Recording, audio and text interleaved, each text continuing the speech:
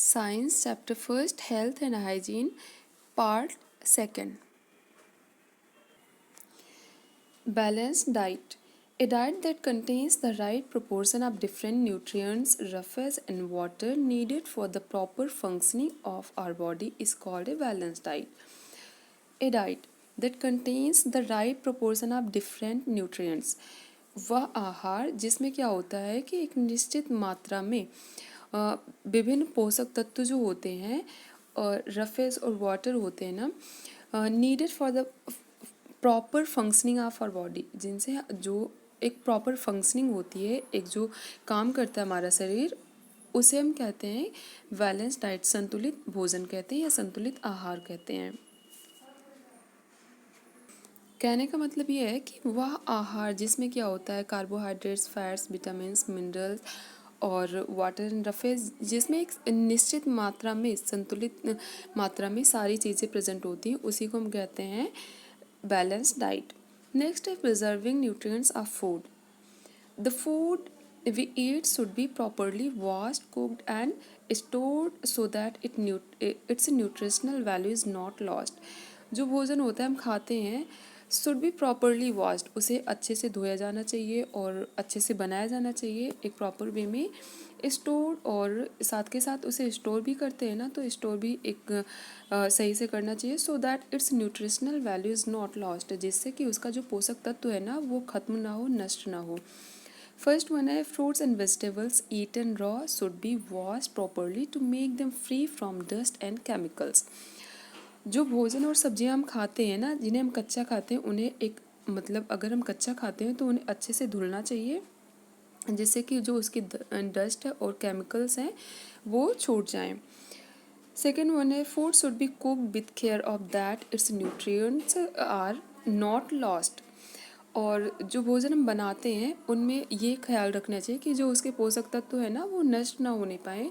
Over cooking destroys the nutrients of food. और अगर हम ओवर कुकिंग करते हैं, मतलब ज़रूरत से ज़्यादा किसी चीज़ को पका देते हैं, तो उसके जो न्यूट्रिशनल वैल्यू होती है, जो पोषक तत्व होते हैं, आवश्यक पोषक तत्व, वो नष्ट हो जाते हैं। Raw and cooked food should be stored properly, otherwise they get spoiled due to germs. Raw and cooked food, जो बने हुए भोजन है और कच्चे जो भोजन होते हैं, खाने वाली चीज़ें होती हैं, उन्हें अच्छे से स्टोर करना चाहिए, अदरवाइज जो होता है कि उसमें जम्स आ जाते हैं और बेकार हो जाता है। Food can be stored in refrigerator for few days and in deep freezer for several weeks.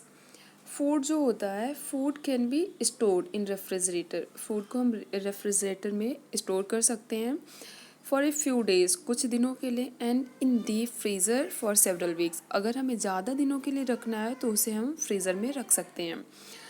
Other methods of preservation of food are dehydration, canning, salting, sweetening, pickling and adding preservatives. फूड को एक अच्छे मतलब संरक्षित करने के लिए, उसे संभाल कर रखने के लिए एक तो हम यूज कर सकते हैं, बहुत सारे मेथड हैं। एक तो रेफ्रिजरेटर का हो गया, और भी अदर हैं जैसे डिहाइड्रेशन है, कैनिंग है, साल्टिंग, स्वीटनिंग और पिकलिंग, या फिर हम एडिंग प्रिजर्वेटिव्स, और भी बहुत सारी चीज़ें हों, उनका यूज करके हम अपने फूड को स्टोर कर सकते हैं। और ये कुछ क्वेश्चंस हैं। Sugar and starch are two main types of, ये कार्बोहाइड्रेट्स होते हैं। What do growing children need more. जो बड़े बच्चे होते हैं ना, उनमें उन्हें किस चीज़ की ज़्यादा ज़रूरत होती है, तो वो है प्रोटीन की ज़रूरत होती है।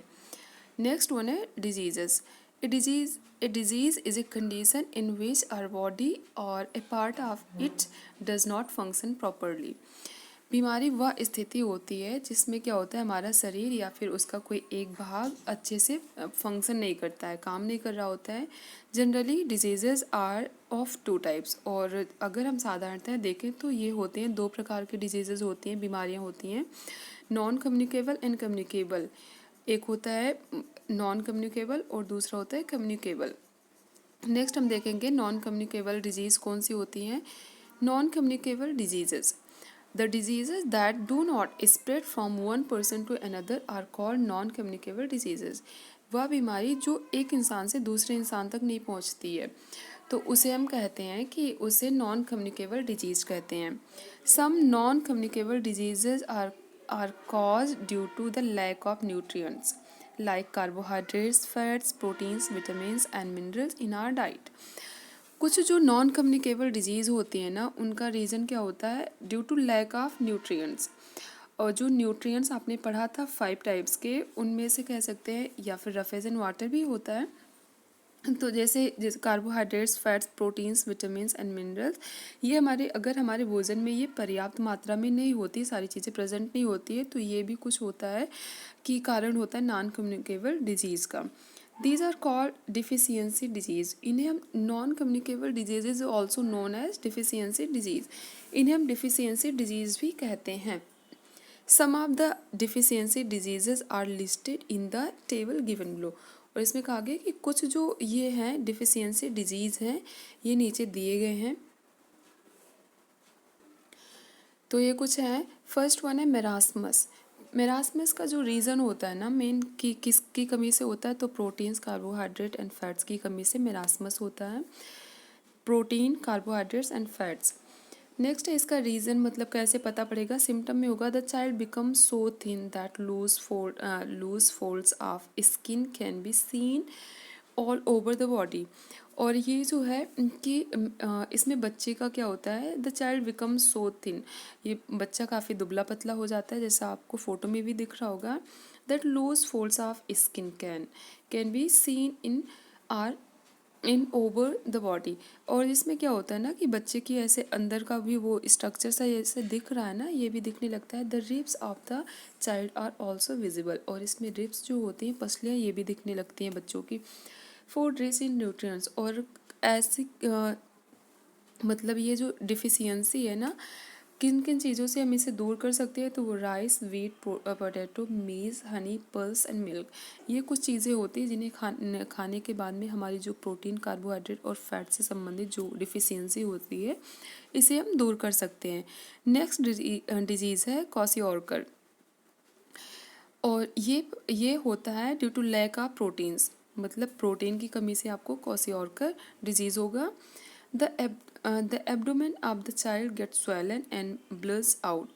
जो एब्डोमेन होता है बच्चे का, वो उसमें क्या होता है कि वो एक मतलब उसमें सूजन आ जाती है और वो बाहर निकला सा ऐसा लगता है। The legs become thin. और इसमें पैर जो होता है ना बच्चे का, वो बहुत पतला हो जाता है। और प्रोटीन हमें जो मिलता है वो है एग, फिश, मीट और पल्स हैं। ये कुछ सोर्स हैं जिनमें मतलब कुछ फूड है जिनसे हमें प्रोटीन मिलती है। नेक्स्ट वन है एनीमिया। एनीमिया की स्पेलिंग पर ध्यान देना, जो लिखते हैं वो समथिंग ये डिफरेंट है। Anaemia, very less number of red blood cells in blood. Anaemia होता क्या है, तो very less number of red blood cell, जो ब्लड है उसमें रेड ब्लड सेल्स के जो मात्रा होती है ना, वो कम हो जाती है। और ये है आयरन की कमी से होता है एनीमिया। और इसका सिम्टम जो होता है ना, एक्सट्रीम फैटिक, इसमें जिस भी इंसान को होता है ना एनीमिया होती है, उसे एक्सट्रीम फैटिक, उसे थकावट बहुत ज़्यादा लगती है, वीकनेस बहुत, मतलब कमज़ोरी बहुत ज़्यादा फील होती है, पेल स्किन हो जाती है, मतलब स्किन थोड़ी ऐसे पीली सी दिखती है। और कुछ ये हैं सोर्सेज हैं जिनमें आपको मिल जाएगी ये आयरन मिलता है। Eggs, pulses, dates, green leafy vegetable like spinach. और इसमें क्या होगा कि आयरन जो हमें भरपूर मात्रा में मिलता है, एक तो एग है, पल्स है, डेट है,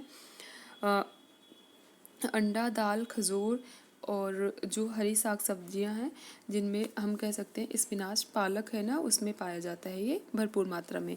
नेक्स्ट वन है ग्वाइटर। और ग्वाइटर होता है आयोडीन की कमी से। आपने सुना होगा घेंगा रोग, ये जो है इसे ग्वाइटर को हिंदी में घेंगा रोग कहते हैं। और ये आयोडीन की कमी से होता है। इसमें swelling of the thyroid gland present near the neck region. जो नेक रीजन होता है उसमें स्वेलिंग आ जाती है, swelling of the thyroid gland. Thyroid gland जो होते हैं ना, इसमें स्वेलिंग हो जाती है। और ये जो है ये नेक में प्रेजेंट होता है, ये एरिया जो है, जैसे इसमें दिख भी रहा है फोटो में। और फिश, सी फूड, आयोडाइज्ड नमक, इनमें आयोडीन भरपूर मात्रा में पाया जाता है।